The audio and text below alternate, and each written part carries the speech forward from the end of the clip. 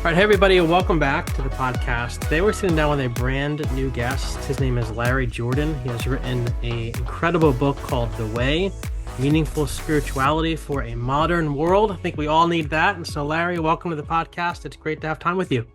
Oh, thanks so much. I've been looking forward to this one. I'm really, it's a great venue and you're doing good work.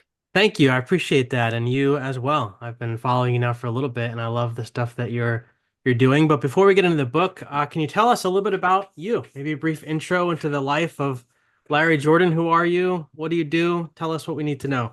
Of course. Yeah, well, I was raised Catholic.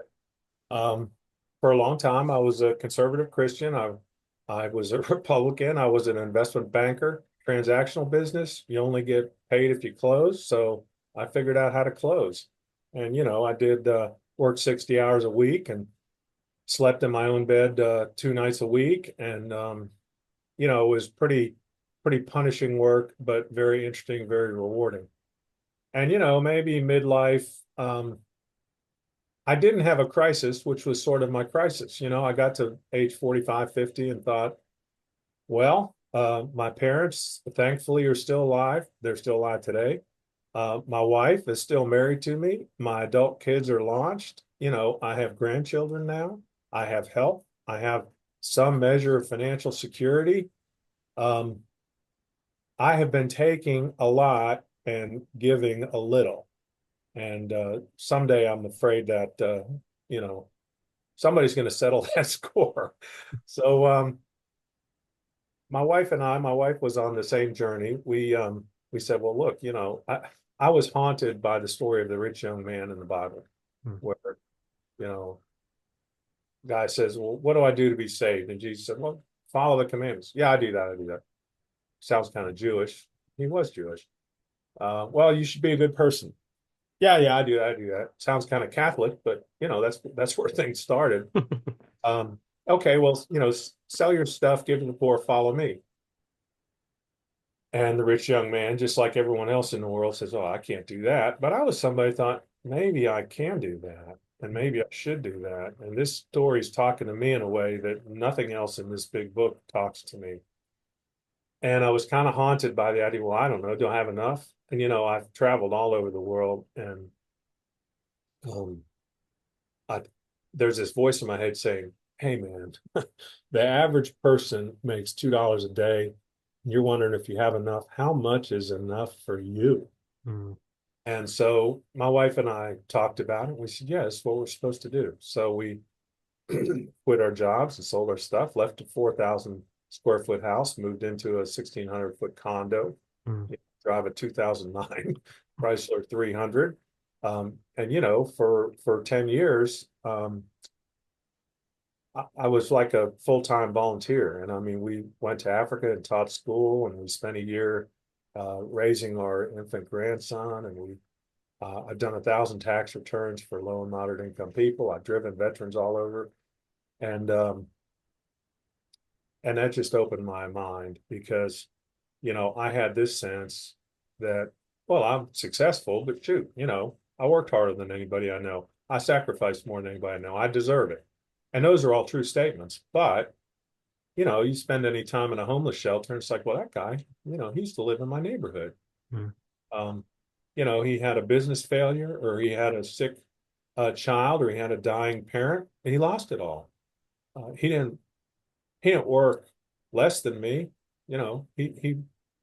He had bad luck when I had good luck.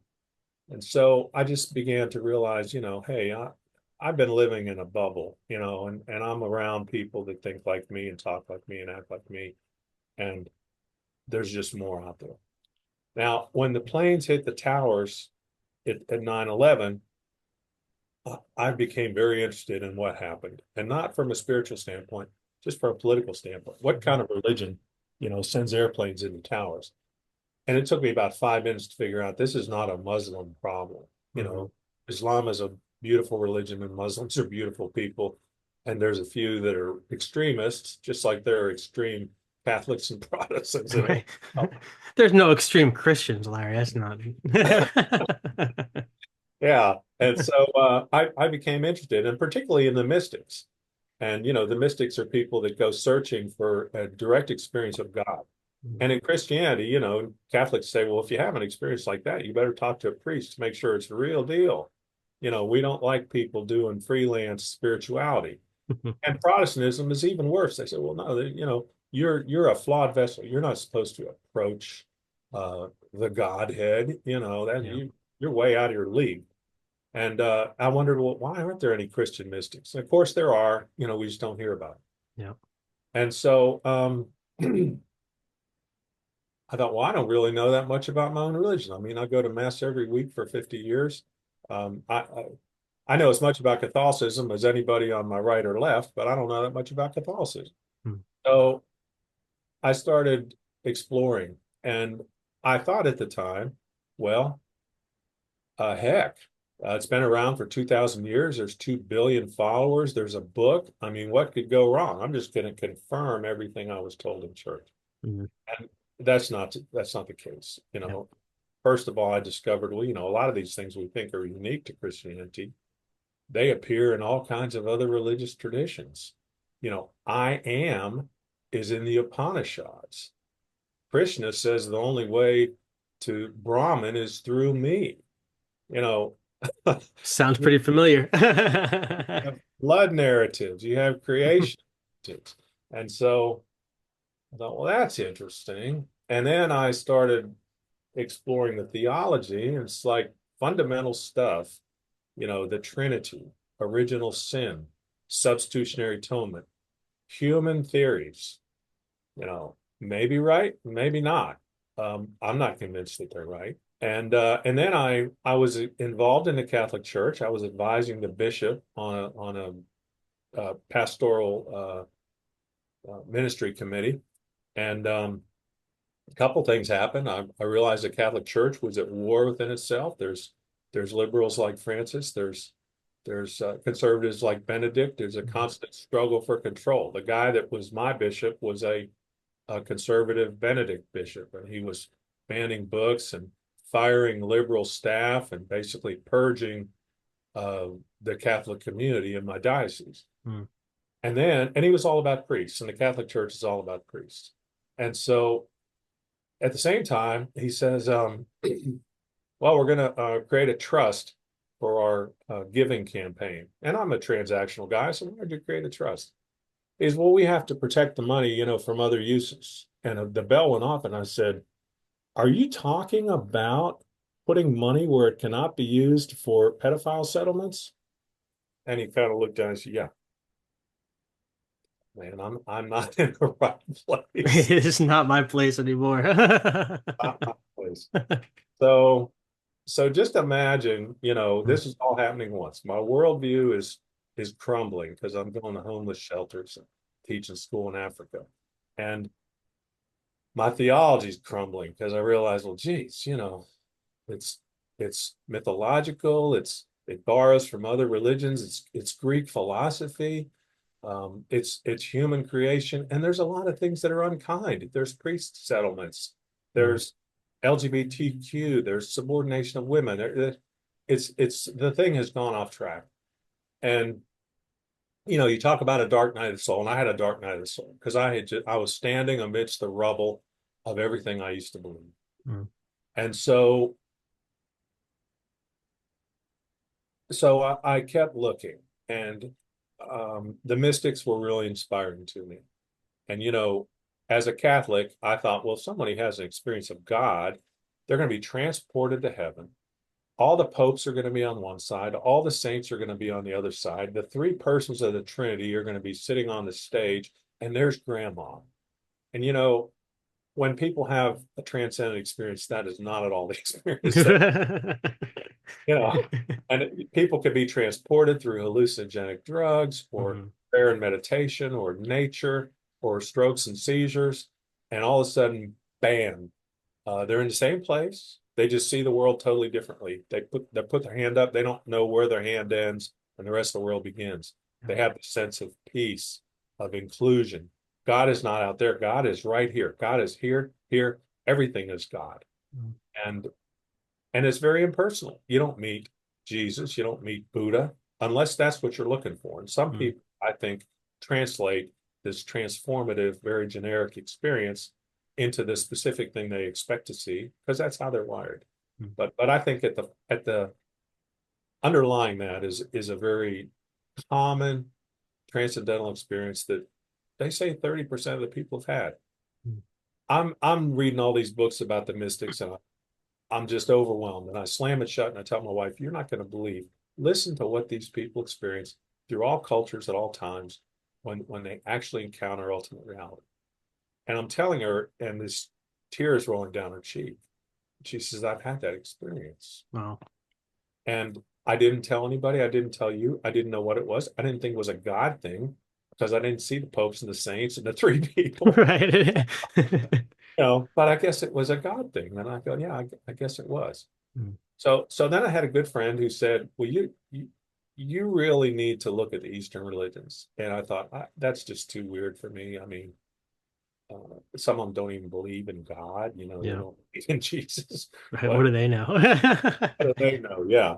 But it was pretty compelling stuff. And Yeah. basically, in the West, we're all about personhood. I'm a person. God's a person. We have a personal relationship. My career was all about personal gain. My politics was all about personal responsibility. My religion was all about a personal relationship. And in the East, they're like, well, what's this person you keep talking about? Hmm. I mean, you, if you say there's a self-inquiry exercise in Hinduism, who am I?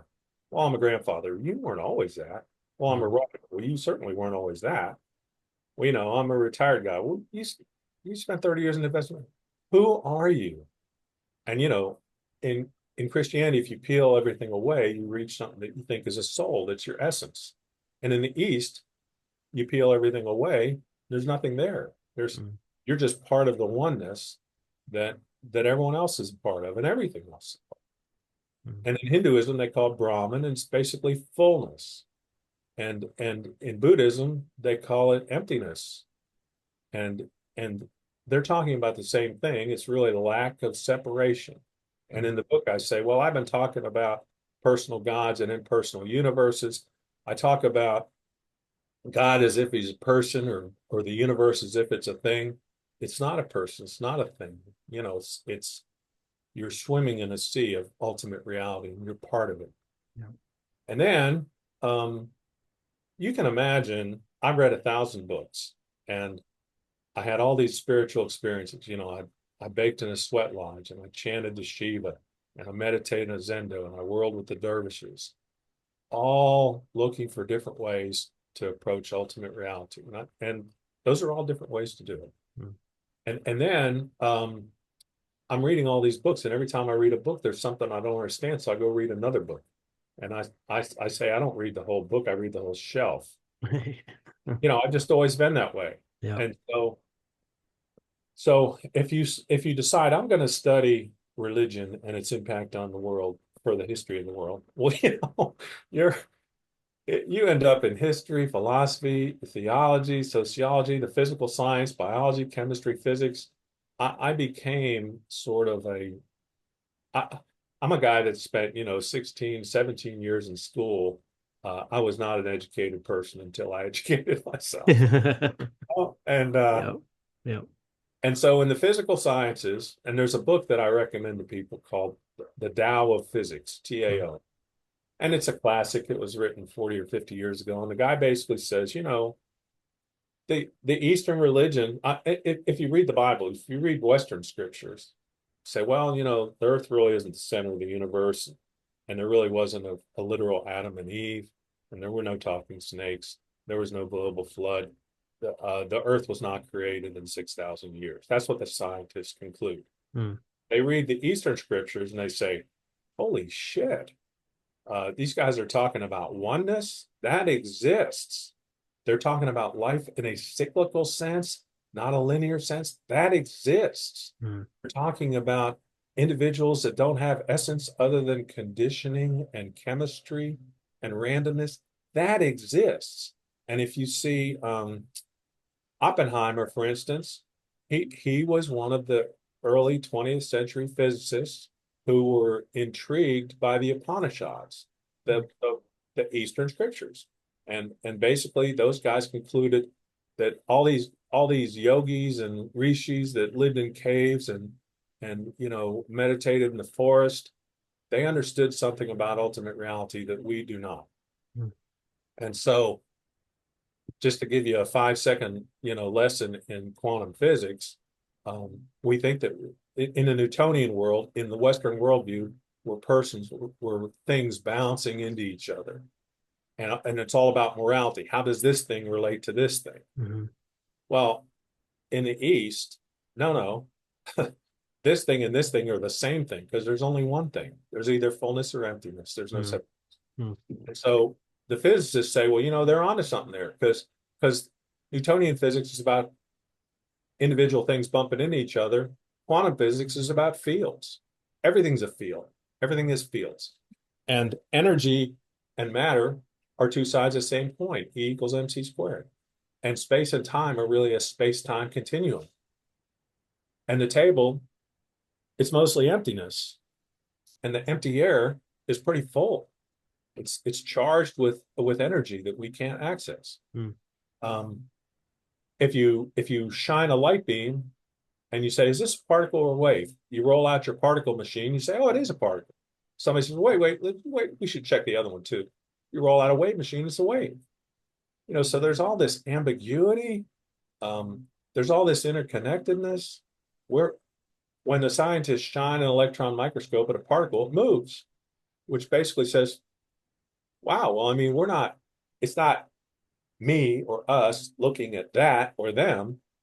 We're in it. We're participants. We're not observers. Yeah. And there's something called non-locality that says, if there's two particles that are entangled and you do something to this one, something happens to that one, even if they're infinite distance and it happens instantaneously.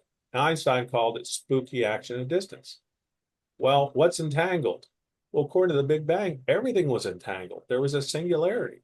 So there's a whole bunch of stuff going on below the surface that we don't see. And another thing I recommend to people, there's a video called Stroke of Insight. It's one of the most viewed YouTube videos ever. And it's a brain scientist who experienced a stroke. And basically, there's two sides of your brain. There's a right brain that's very creative, intuitive, unitive. There's a left brain that's very individualized, rational, methodical. So she has a stroke in her left brain. All that's left is her right brain. All of a sudden, she has a transcendent experience. She doesn't know where her hand ends. She doesn't remember what her name is. She doesn't know how to call the doctor, and she doesn't describe it in terms of God or spirituality or anything else. She just said that physically, this is what happened. That there's two ways to look at the world, that there's two things going on simultaneously. In the East, they say Tao, the Tao, which is everything, and the 10,000 things, which is also everything, but seemingly individual. So I just came away like, bam, everyone is related and everything is connected. Mm. That's all I know. And somebody says, I'm really disappointed that you had this 20-year life search and that's all you came up with. That's it. Well, that's all I need. Right. That's all I need. And, I live in Texas. It's a very red state. It's very Trumpy. There's a lot of people that are tangled up in Christianity and in individuality and personhood. And I said, well, I get that, but you and I think differently. My politics is driven by my spirituality. My spirituality is about interconnectedness. So guess what? Larry Jordan doesn't ban Muslims. He doesn't build walls. He doesn't separate families. He doesn't take away people's health care. He doesn't marginalize LGBTQ people because Larry Jordan realizes what you do to somebody else, you're doing to yourself. If you wouldn't to your brother, you wouldn't do it to a stranger. And so it's just transformative. And it was to the extent that my kids said to me after my 20 years, what happened to you? I'm like, well, what do you mean? Well, you were this single-minded investment banker, conservative Republican. Look at you now. I mean, you're warm and fuzzy, cry more, you laugh more, you have more friends and deeper friendships. Your life is filled with joy and purpose. Whatever you're doing, more people should do it. And I said, well, look, I read 1,000 books. I baked in a sweat lodge. I can't tell you a sentence. I'd have to write a freaking book. Mm. throwaway comment. And they immediately said, you need to write that book. And, so, I don't have a single no. I don't, I didn't set out to write a book. When people write books, they take voluminous notes and then they connect their notes together. That's not how I wrote my book. I thinking, this is for my kids. It's for my Mm. kids. It's for anybody else that has an interest. For somebody that's not going to read 1,000 books, not going to bake in a sweat lodge, here's what you learn if you do it. And so it was very stream of consciousness, and it was intentionally user friendly. Short book, short chapters, short paragraphs, short sentences. Yeah. People read it and say, man, that was really clear. That was an ambitious book that covered almost theory of everything book, but I understood it. I said, Yeah. did you understand the quantum physics? They said, yes. I said, well, that's something. Yeah. You took us through 1,000 books in like 200 pages. Yeah, yeah. Um, and there's a reader's guide in it. Mhm. There's questions about each chapter because it's meant for book clubs. And Yeah. 5 or 6 book clubs have done it. Everybody loves it. Um, there's no footnotes because I attribute everything that's a quote, and it's not intended to be what Larry Jordan thinks. Mhm. It's a work of reporting what Larry Jordan found. Somebody says, "Was that original to you?" I said, "I don't know. I read 1,000 books. I didn't take any notes. Right. Nothing's original to Came me." from somewhere. Yeah, it came from somewhere, exactly. And so, Yeah. and in the book, if you read it closely, it'll say, according to Hindu mystic Ramana Maharshi and others. Oh, I don't know if he did it either. Yep. Put it under Everybody, the umbrella. yeah, yeah, everybody borrows from everybody else. So, Yeah. so that's where I am. And a couple things that are interesting. It's all about asking questions, and so I tell people, look, I'm not embarrassed to change my mind. I've changed my mind more than anybody I know. I've changed Mhm. my mind more dramatically than anybody I know. And I'm not afraid to say I don't know. As a matter of fact, I'm afraid to say I know, you know? And when I talk about ultimate reality, I say it might not be personal, probably not. Might not be supernatural, probably not. Everybody says, what do you think we're dealing with? I don't know what we're dealing with. Mhm. There's a lot of stuff we don't understand. There's Yeah. people that have near-death experiences. There's people that your aunt wakes up in the middle of the night, thinks something happened to her grandson. What is that? Yeah. Now, is there something, woo-woo out there? There could be, but every time we say that, we're wrong. You know, Aristotle thought plants had souls. Nobody thinks that today. Mhm. The Greeks thought thunder and lightning was the gods making noise. Nobody thinks that today. So as soon as I say, yeah, it's supernatural, there's woo-woo stuff, um, somebody's going to say, no, that's actually just a wave that we've never identified before, you know. And then it's given me a humility. I had a friend come visit me in Crestone, Colorado. It's a really wonderful place. They have a bunch of spiritual centers. That's where I did a lot of the exploration that I did. Mhm. And he's telling me about your book, and I get 3 sentences into it. He said, "No, stop." He said, I'm an evangelical Christian. I think the world was created in 6 days. I think the dinosaurs and the humans, were wiped out in the flood. Mhm. And I go, wow. I said, we're at 8,000 feet above sea level. This is just me. I said, but we're at 8,000 feet above sea level. I mean, did the water get this high? He's looking at me. Where did all the water come from? For that matter, where did all the water go? And I mean, do you really think that the kangaroos doggy paddled from Australia to the Middle East, took a 40-day cruise and doggy paddled back, didn't leave a trace, didn't go anywhere but Australia? Right. I mean, but then I stopped myself and I said, and this is the moral of the story, you might be right. Mhm. I wasn't here 6,000 years ago. I wasn't here 13 billion years ago. I told you what I think. I have good reasons for believing that, but you might be right. He said, well, yeah, thanks. I'm like, I'm right. And I said, now you say it. And he said, what do you mean? Well, tell me I might be right. I mean, we're friends. We love each other like brothers. I, I'm perfectly willing to concede you might be right. I'm assuming you're perfectly willing to concede that I might be right. Well, of course he wasn't. Mhm. And I said, I knew that, but pretty arrogant on your part to hold your belief so strongly that you don't acknowledge that reasonable people can disagree. And there's other folks that have good reasons for thinking what they think. So we had this experience. We went up on the mountain and you can see 50 miles to the north, 50 miles to the west, 50 miles to the south, and to the east, there's just, 5,000 feet of elevation.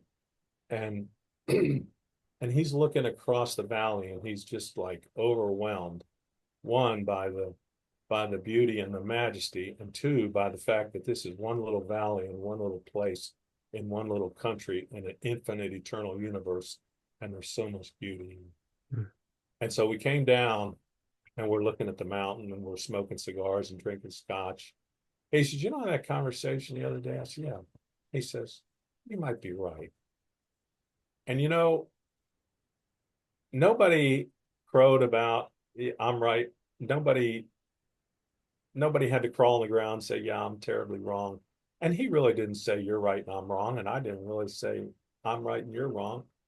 We just met in the middle where we're supposed to, where two people said, yeah, you know, I think I acknowledge your position. Mm. And, you know, so little of that happens today. And I tell people in the book, where did we learn that beliefs are more important than facts? We learned that in church. Mm. Where did we learn that people with our beliefs are good and people with other beliefs are bad? We learned that in church. And so a lot of the way I navigate here in Texas, where a lot of my friends don't think about things the way I do, I ask them questions. And, you know, sometimes I learn and sometimes they learn, you know. And I'll give you an example. Somebody said the other day, you know, Obama, he was the worst president in history of the United States. I said, really? And I said, well, look, I voted for him once. I voted for the other guy another time. I said, I was personally a little bit disappointed that he didn't do some things I wish he would have done, but he did some good things. Why do you say that he's the worst? She said, well, he sent a bunch of money to Iran. I said, well, it's a complicated situation, and I don't know all of it. I had the impression at the time that it was their money he was sending back to him. It wasn't my money he was sending to Iran. But for the sake of the discussion, I'll agree with you that that was a mistake. What were all of his other mistakes? And there's this silence. He says, I can't think of any else. Really? The worst, The the worst worst president in in history. the world. One little thing. So that's a person that I hope went away from that conversation thinking, yeah, a little bit ahead of my skis there, you know, Mm. because she did. And you know, I, I, I've encountered, well, right now people say, what do you know? I know one thing. Everyone's related, everyone's connected. What do you believe? I don't know. I believe a lot of things, but I hold my beliefs very loosely. Mm. You know, I encounter people who are like progressive Christians who all of a sudden, you know, they hold on to their progressive beliefs as firmly as they held on to their conservative beliefs. Mm. And, you know, I'm at a point, I mean, I'm in a lot of podcasts where people say, well, what are you? I mean, this is an atheist podcast. Are you an atheist? This is a Buddhist podcast. Are you a Buddhist? This is a Christian podcast. So I don't know. You call me what you want to call me. You know, tell me your definition of atheist. I wrote a whole book about what I've observed, so I can tell you whether I'm an atheist or not. Right. You know, but I don't see a need to label myself. And I have a passport. I said, I'm okay when I walk into an ashram. I know what they're all about, what they're doing, and why they're doing it. I'm okay in a Buddhist temple. I'm okay in a Catholic church. I'm okay in a Native American sweat lodge. I'm okay.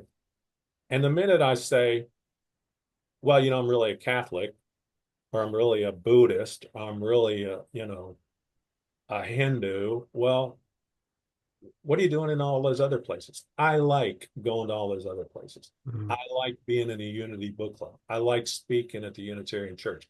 I like going to Bible study at a Methodist church. I will, in the same week, say the Our Father in a Catholic church and chant to the Divine Mother at a Hindu ashram. Now, recall, I don't believe in a personal God. I certainly don't believe that if there were a personal God, it'd be either a male or a female. So what am I doing praying to our Father and chanting to the Divine Mother? There's something out there. I don't know if it's personal. I don't know if it's supernatural. I call it ultimate reality because it's that lack of separation. It's the Mm. absolute, it's the Tao, it's Brahman or void. And so I'll honor ultimate reality any way I can. And I enjoy going to an ashram. There's a you're out in a mountain and you can feel the breeze and the sun, and you sit down in front of a fire. There's a fire ceremony, which is one of the most ancient religious traditions. And the one day I'm there and there's snow. I'm feeling the warmth of the fire and the cold snow. And then we go in and we start chanting, and women are dancing and they're wearing saris, and I'm feeling I'm embraced in the sensuality of the experience. Mm. All of a sudden, it's all of my senses. It's what I feel and what I smell and what I hear and what I say. And it's beautiful. And there's analogies in Pentecostal services or the whirling dervishes of Islam. It's people that are um, they're attaching to something that's bigger than themselves. Mm.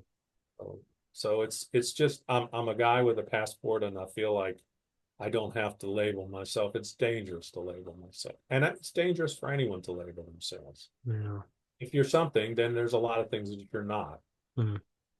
Well, There's a lot of pressure these days to label yourself. I mean, especially, I mean, in the spiritual world for sure. I mean, I remember when I started to, deconstruct and rethink my own faith. A lot of people from my old tribe were like, "Are you a Christian anymore? No, do you still identify as a Christian? Do you still believe in Jesus?" I'm like, "Well, what do you mean by believe in Jesus? If it's, do I believe that Jesus died to save me from his angry dad? Then no, I'm not a believer in that, but I am a believer in Jesus in this way that he taught us to live and things like that." But then also on the political side, there's a lot of pressure to identify yourself and label yourself as, obviously, Republican, Democrat, but are you more conservative, you're more progressive, you're more in the middle, you're more, it's like there's just so much pressure out there to have this label. And I love what you said that, this idea of taking sides comes from, we got that from the church. And it's so true. And I was thinking the other day, I was working on like a blog post, I'm writing in my journal, and I was thinking about how like this election season in particular brought up a lot of traumatic feelings inside. And I was trying to figure out like what are these feelings coming from? I feel like I felt this before, but I don't know what it is. And what I came to the realization is that I was feeling very afraid. And I was feeling that both sides of the political spectrum were trying to prey, for lack of a better word, on my fears in order to get my vote, right? Because you had the right saying, if Harris gets in, it's going to be like Venezuela. It's going to be drugs in every corner, crime right. is going to be through the roof, like all this kind of stuff. And they want you to be afraid. The other side, you have the left saying if Trump gets in, it's going to be Nazi Germany. There's going to be ovens. There's going to be all this stuff. Everybody's trying to get you to be afraid. And I thought to myself, I grew up with this fear because I grew up in the church. I went to private Christian school, Bible college, seminary, and it was, if you do this, this, and this, you're going to go down the path of the devil. If you do this, you're going to be saved and go to heaven when you die. And it was very much to make you afraid of doing anything outside of what the church said is okay. Because if you do those things, you're going to go down the wrong path. But if you stay in this circle, you're good, you're going to go to heaven, and everything is going to be great. And I started to realize that just as the church would prey on my fears when I was a kid, I felt like the political arena was preying on my fears as an American citizen, trying to get me to go one way or the other. And so I'm in this place now where like I'm trying to strip away all the labels.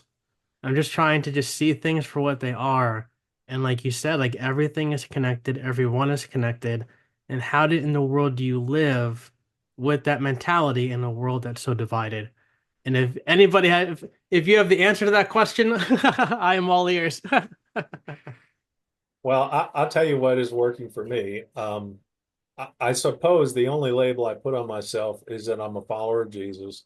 And again, that doesn't mean I have beliefs about Jesus. It just means I'm inspired by what he said and I did it. And then the other thing is I have a Zen practice. And Zen is, some people say it's not even a religion, it's a philosophy. Some people say it's not even Buddhism. And there's no doctrine. It's basically all about what I'm all about: subjective experience and objective evidence. And there's somebody that one of the Zen patriarchs early on said, you don't need to seek after truth. You just need to drop your opinions. You know, ultimate reality is right in front of you. You're submerged in it. So, you know, the minute you start attaching words and describing it and erecting a theological framework, you've lost it. And your beliefs are impediments. They're not helping you. If you ask a Zen teacher, is there a God? He'll say, who knows? Mm. If you ask him, what's the meaning of life? He'll say, do you realize that you're connected to everyone and everything? And if you say, what happens after I die? The answer is another question. Are you here now? And so those are not meant to be evasive. They're meant to make the point that, you know, the questions you're asking, first of all, nobody knows. I say all religion is cultural, all theology is speculation. And as the Zen patriarch says, you know, why, why would you why would you want to erect this artificial world around your beliefs? Mm. I had a conversation with someone the other day who says, I live in fear. I said, what are you afraid of? I'm afraid of a vindictive God. I'm afraid of judgment. I'm afraid of eternal damnation. I says, well, I care about ultimate reality, uh, objective evidence, subjective experience. I don't know if there's a God. I don't know if it's a person. I don't know if he judges. I don't know if there's a heaven or hell, if I have any way to get there. You might think you have a soul. I don't think I have a soul. Doesn't mean that I don't have compassion. Doesn't mean that I'm unaware of you know, the fact that I answer to the same name and I live in a different place than you do. But look, if you peel away, who are you? Who are you? I don't think I'm anybody. I don't think I'm you. So what you're afraid of is not anything real. It's your beliefs. I can tell you, I am not afraid of anything I know. I'm not. I mean, even if I told you I'm afraid of climate change, somebody says, well, how's that going to work out? Do you know? No, I don't know. No. And and so, you know, I I I don't get tangled up in things. I don't get tangled up in my beliefs. I don't have existential concerns about my future or my family's future or the future of the country. I just say, you know, we are where we are. You thought maybe God was going to intervene. God didn't intervene. You thought the voters were going to do something different than they did. Well, they didn't. You think that the universe is just and that eventually everybody gets what they deserve? I don't have any evidence of that. You know, it's really a comforting thought. All these things are comforting thoughts. Comforting to think there's a God, comforting to think I have a soul, comforting to think I'm going to heaven. I don't have any objective evidence. I don't have any subjective experience. I do know that there's an opportunity for anyone to transcend, to feel like, hey, I am part of the whole thing. I am stirred into the cosmic soup. And so that's, you know, people are surprised when they meet me because, and I just wrote about this recently, you know, there's a lot of myths about deconstruction. Oh, well, you must not be a rule follower. You must not be someone who takes the world seriously. You must be someone who wants to sin. You must be a cynic and a nihilist. You've known me for 25 minutes. I'm none of those things, you know. I try to project because this is the way I feel inside. I'm full of joy. I'm open-hearted. I'm open-minded.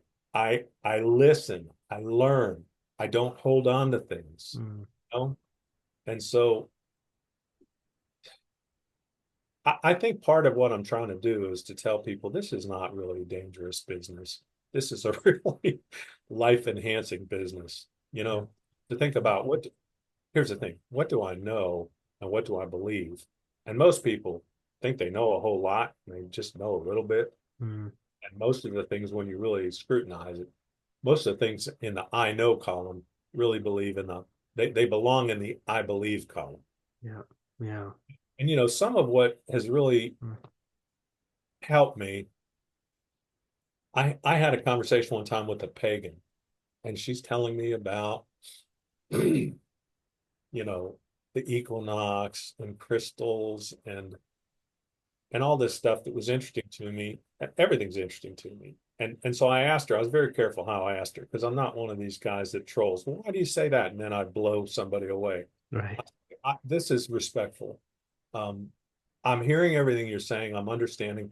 I'm just not understanding what it feels like to walk around as a pagan. I mean, the crystals and the equinox, how does that affect your life? She says, great question. She says, my brother is dying, and all of his Christian friends tell him if he prays hard enough and right enough, he'll be healed.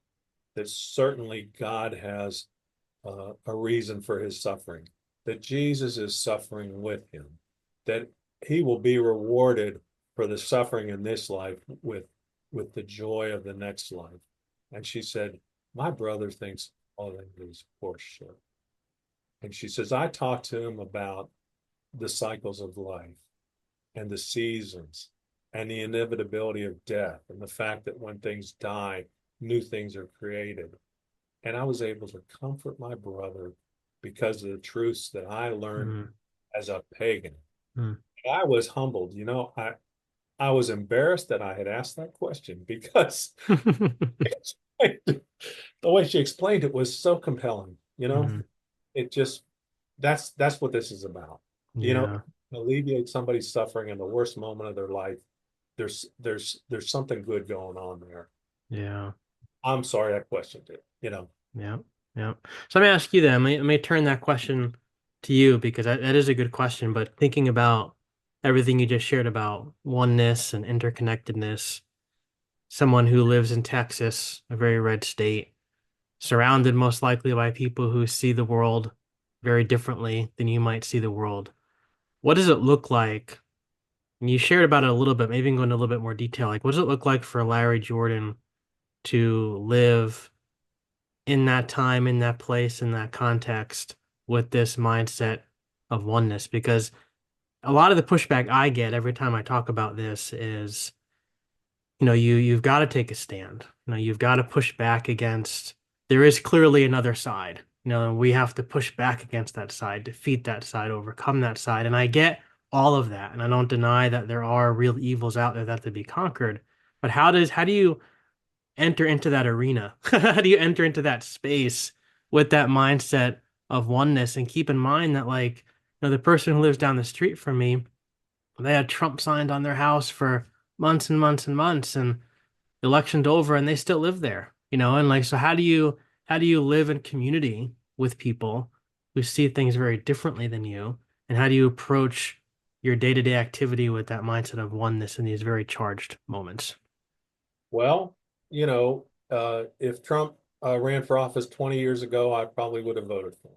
Mm, And so for me to say that conservatives are evil, Republicans are evil, capitalists are evil, I didn't used to be evil. I'm a better person today than I used to be by almost any measure, and people that know me will tell you that. But they also tell you, you were always kind of a good guy. You were always, trying to help people and everything else. I try to, in Buddhism, there's sort of a sense of, you can't really make other people right, but you can make yourself right. mm, So I'm making myself I right. like that. Now my oneness, you know, when I retired, I had some financial security, and I looked at it recently. Well, how am I living? And I don't have a pension fund. I have an IRA or a 401k, a Roth. So I'm depleting my savings. So every month I get a distribution, and that's what I use to live. Now, um, I'm supporting, and I don't ever talk about this. This is like breaking news. You When heard it here first on the Water Project. when I came back from Africa, uh, somebody said they leaned in. This is the best question I ever got in my life. Now that you know, what will you do? Because I saw this abject poverty. I saw people with no future. I saw governments with no resources, people with no services, communities with no economies. What do you do? And one of the people I met reached out to me and said, can you pay for my college education? I was like, what? Come again? I don't know. How much was it? And basically, it's the United States divided by 10. Hmm. So if it costs somebody $50,000 a year here, it costs $5,000 a year there. I said, I'm just started retirement. I think I'm going to be okay, but I don't know. So I'll conditionally promise that if I have the money, I'll put you to college. I'm going to help one person. And then his friend said, would you put me to college? I said, yeah, come on, jump on board. So we had two men going to college on our nickel. And my wife and I both said, this is really cool because we've embraced people from halfway around the world. They're like our own children. They call us about their medical problems and their roommate problems and their romantic problems. This is not like writing a check to the Red Cross. This is like real life. Yeah. And so we decided we were going to sponsor some women.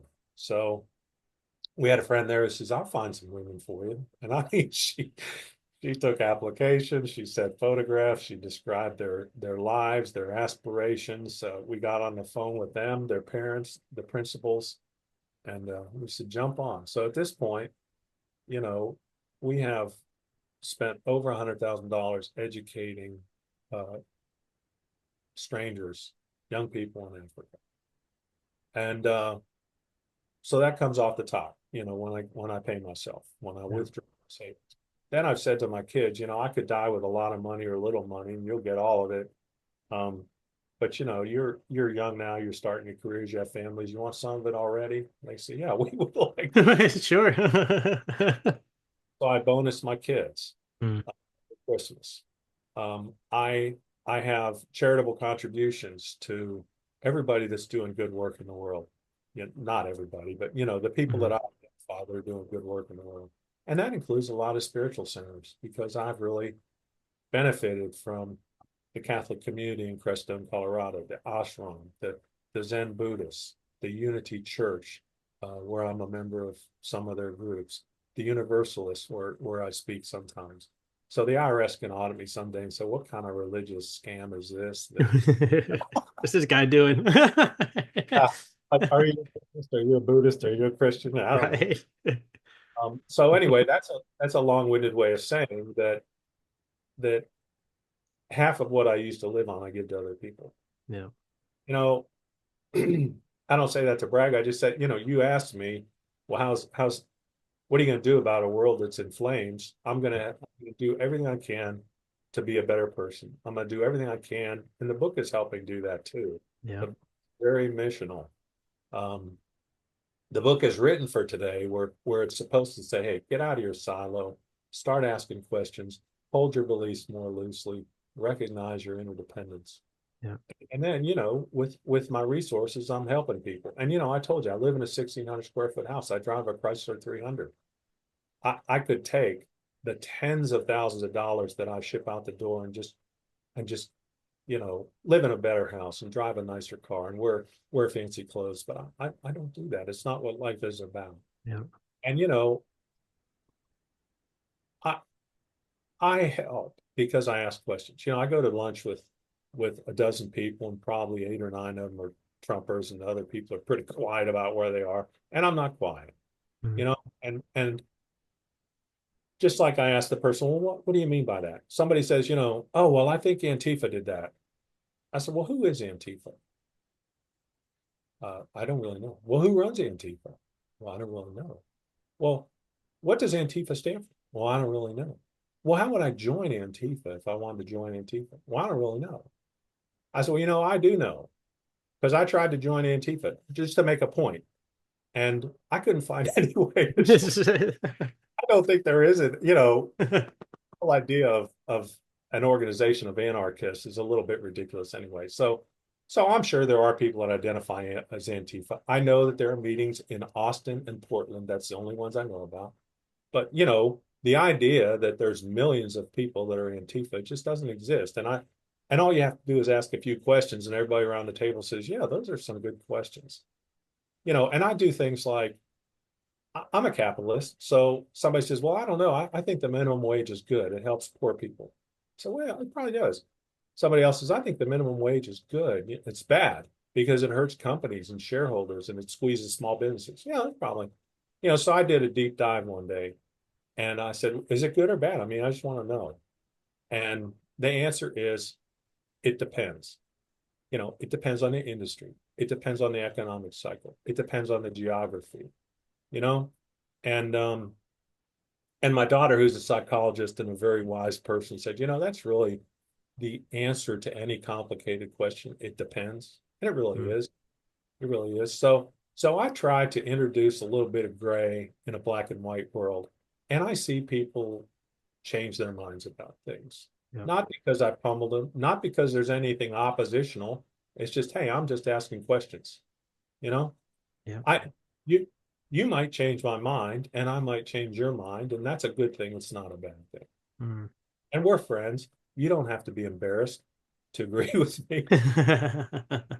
If you change your mind, it's all good. It's all good. Yeah. So it's a struggle, but I did say a key word there. It's not oppositional with me. Yeah. I don't have it out for Trump. I don't have it out for Trump people. I have a conviction about the way I'm supposed to live. I hope other people get the point, and I'll try to make the point, but I'm not going to clobber anybody, Yeah. And I don't have, it's hard to be oppositional if you don't have beliefs. I mean, you don't hear me say, I said, I know one thing, it's oneness. And I got it from the Eastern religions, the mystics, and the physicists. It's not a stretch. It's not speculative. It's not something to say, well, I know a bunch of physicists, they don't think the world works that way. Yes, they do. Yes, they do. So if Larry Jordan said, I'm going to just tear down my whole theological structure and I'm going to erect a new theological structure, well, that would be a very different book than the one I wrote. That's not what it's about. That's right. That's right. Well, Larry, I could listen to you all day, my friend. We have already been here for almost an hour. Thank you. We're just about out of time, but I appreciate your work. I appreciate your time with me and our listeners. Real quick, where can people go if they want to interact more with you, your work online? Any place you want to direct us to? Yeah, a couple. I have a website called LarryJordanAuthor.com. I have kind of a generic handle, Larry Jordan AUTH. That's find me on Facebook, Twitter, Threads, Blue Sky. All the places. Yeah, I blog on Patheos. The blog column is called You Might Be Right. Talks about the kinds of things we've been talking about today. Talks about the book, but it goes beyond the book. I have an email address, LarryJordanAuthor@gmail.com. And I've read 1,000 books. Till now, I've never reached out to an author and said, I really like your book. But, people have reached out to me and said, I really like your book. And there's nothing I like better than that. And if somebody says to me, oh, I had a question about your book or had a problem with your book, I like that too. Because again, I'm a guy that likes to ask questions and I like to learn. So I have learned a lot from people that have learned a little bit from my book. And people say, I've read you and you sound a lot like this other guy. Do you know? No, I don't, but I'm going to go find right. I want to go find more. It's been really great. And I realize now that you're supposed to reach out to authors. If somebody touches your life, you're supposed to say, hey, you touched my life. Yep. Yeah. That's right. That's right. I love to hear from people. Awesome. I'll put the links and your email in the show notes.